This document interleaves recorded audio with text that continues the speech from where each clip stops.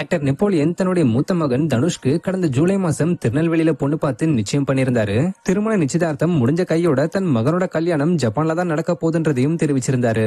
இதை தொடர்ந்து இப்ப தனுஷோட திருமணத்துக்காக மொத்த ஃபேமிலியும் ஜப்பான் போய் சேர்ந்திருக்காங்க. அதுவும் ஆக்டர் நெப்போலியன் தன் மகனுக்கு இருக்கிற உடல்நல பிரச்சனையினால பிளைட்ல போனா பாதிப்பு ஏற்படும்னு சொல்லி எவ்வளவு செலவானாலும் பரவாயில்லன்னு கப்பல்லே கூட்டிட்டு போயிருக்காரு.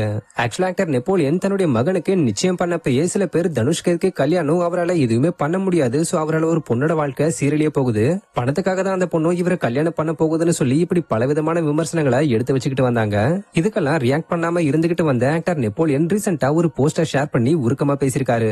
அவர் என்ன சொல்லிருக்காருன்னா, அன்பு நண்பர்களே, உலகெங்கும் வாழும் தமிழ் சொந்தங்களே, எங்கள் மூத்த மகன் தனுஷின் 8 ஆண்டு கால கனவு இந்தியாவில பிறந்தாலும் சூழ்நிலை காரணமா உலகத்தோட ஒரு கோடியில இருக்கிற அமெரிக்காவில வசிக்கும் நாங்க மறு கோடியில் இருக்கும் ஜப்பானுக்கு பயணம் செய்ய 1 வருஷமா திட்டமிட்டு அது 6 மாசமா செயல்படுத்தி 1 மாசம் பயணம் செஞ்சு உங்க எல்லாருடைய வாழ்த்துக்களாலையும் ஆசீர்வாதத்தாலையும் தனுஷோட ஆசையை நிறைவேற்றிருக்கிறோம்.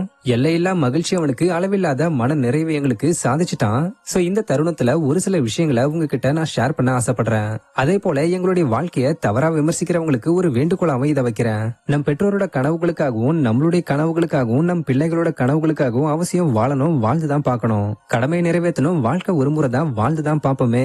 அரிது அரிது மானிடராய் பிறப்பது அரிது.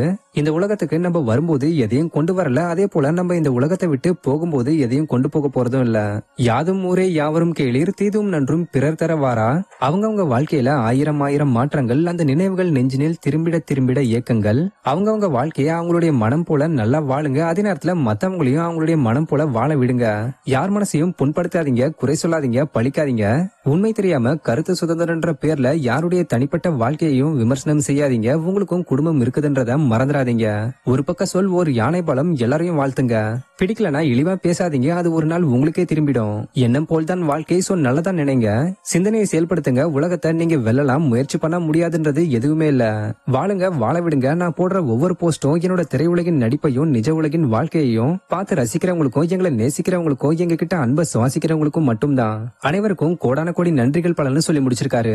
சோ இது மூலமா ஆக்டர் நெப்போலியன் தன் மகனை பத்தியும் தன் மகனோட திருமணத்தை பத்தியும் யாரும் தப்பா விமர்சிக்காதீங்கன்னு தாழ்மையோட சொல்லிருக்காரு.